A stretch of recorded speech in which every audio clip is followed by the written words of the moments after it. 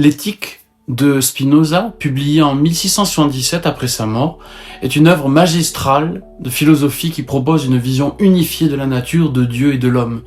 Construite comme un traité géométrique, elle suit une structure rigoureuse d'axiomes, de définitions et de propositions. À travers cette méthode, Spinoza présente une philosophie systématique, où Dieu, la nature et la réalité sont une seule et même chose. L'œuvre explore les concepts de substance, d'attributs, de mode, et surtout le chemin vers la liberté humaine et la béatitude.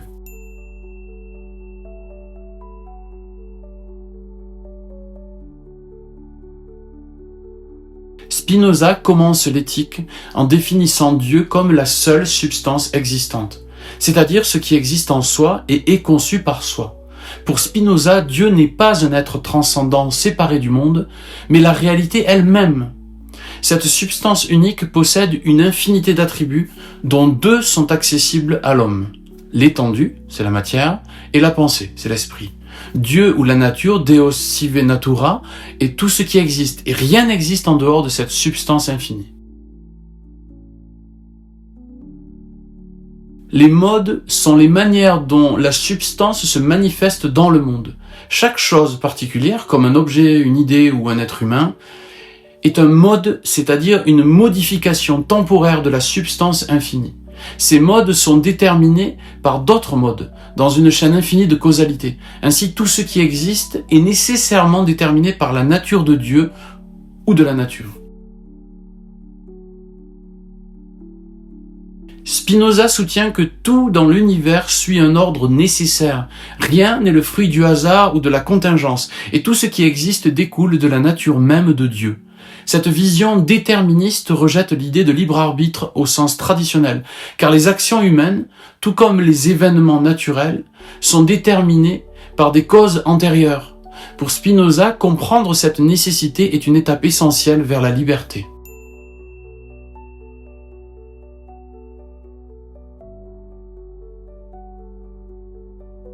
Dans la deuxième partie, Spinoza explore la relation entre le corps et l'esprit. Pour lui, l'esprit humain est l'idée du corps humain. Cela signifie que l'esprit et le corps sont deux expressions différentes d'une même réalité, vues sous les attributs de la pensée et de l'étendue. Ainsi, tout ce qui arrive au corps a une corrélation dans l'esprit et vice-versa. Cependant, ces deux aspects ne sont pas séparés, mais unifiés dans une même substance. Spinoza distingue trois types de connaissances. 1. L'imagination. C'est le niveau de la perception sensorielle et des idées inadéquates. Ces idées sont souvent confuses et subjectives, car elles dépendent des expériences immédiates et fragmentées. 2. La raison. Elle permet de former des idées adéquates en comprenant les relations nécessaires entre les choses. Par exemple, comprendre les lois de la physique ou les relations causales. 3. L'intuition. Le plus haut niveau de connaissance, qui permet de saisir immédiatement les vérités essentielles de la réalité, notamment l'unité de tout dans la substance infinie. Le passage de l'imagination à la raison, puis à l'intuition, est central dans l'éthique spinoziste, car il permet à l'homme de surmonter les illusions et de se rapprocher de la compréhension de Dieu. Pour Spinoza, l'erreur ne vient pas d'un mal ou d'une défaillance extérieure, mais d'une connaissance inadéquate. Lorsque l'esprit forme des idées fragmentées ou partielles, il tombe dans des illusions qui le détournent de la vérité. Ainsi, l'effort pour acquérir des idées adéquates est essentiel pour progresser vers la sagesse et la liberté.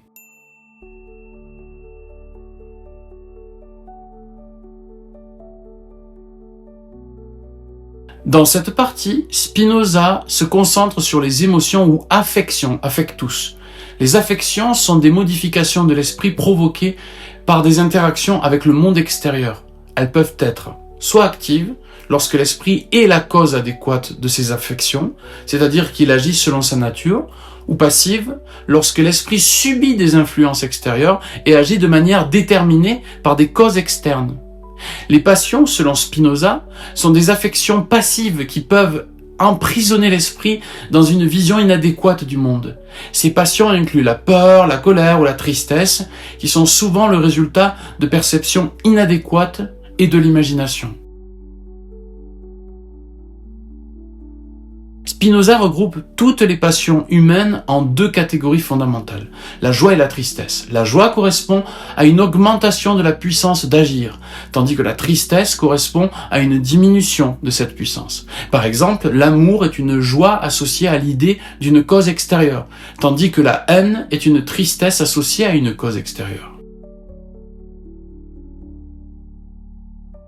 Le concept de cognitus est central dans l'éthique spinoziste. Chaque être a un effort fondamental pour persévérer dans son être, pour augmenter sa puissance d'agir.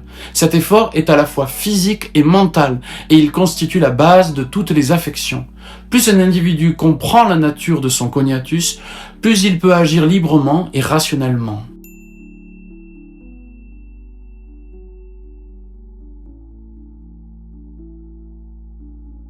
Dans la quatrième partie, Spinoza examine comment les passions peuvent asservir l'esprit humain.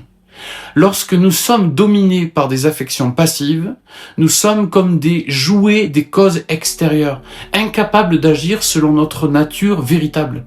Cette servitude résulte d'une connaissance inadéquate des causes réelles de nos affects. Par exemple, une personne en colère peut croire qu'elle agit librement, alors qu'elle est en réalité sous l'emprise de passions qui limitent sa compréhension et sa puissance d'agir. Spinoza insiste sur l'importance de surmonter cette servitude en acquérant des idées adéquates. La raison joue un rôle clé dans la libération des passions. En comprenant les causes réelles des affections, l'esprit peut transformer les passions en affections actives. Cela ne signifie pas supprimer les émotions, mais les intégrer dans une perspective rationnelle qui les rend moins destructrices. Par exemple, comprendre que la jalousie est une réaction émotionnelle basée sur une perception inadéquate peut aider à la dépasser. La raison permet de réinterpréter les affections en les alignant avec une vision plus large de la réalité.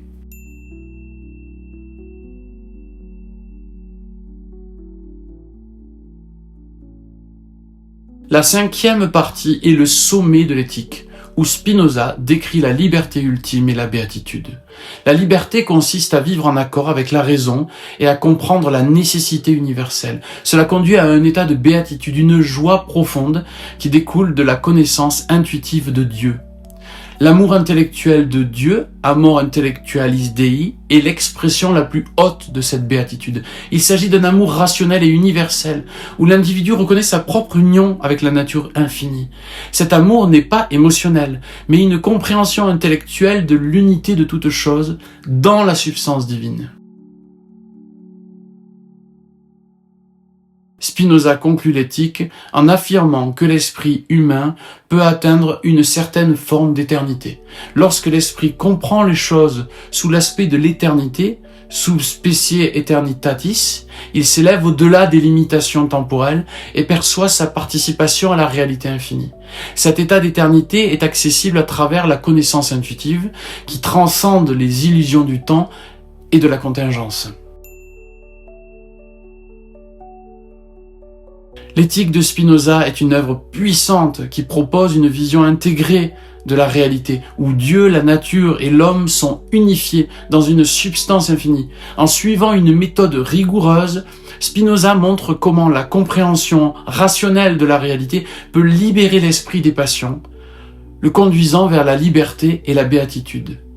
Cette philosophie a influencé de nombreux penseurs, de Nietzsche à Deleuze par exemple, et continue de raisonner aujourd'hui par sa vision unifiée de l'existence. L'éthique n'est pas seulement une œuvre intellectuelle, mais un guide pratique pour vivre en harmonie avec la réalité en cherchant la connaissance et la liberté dans un univers déterminé par la nécessité et l'amour.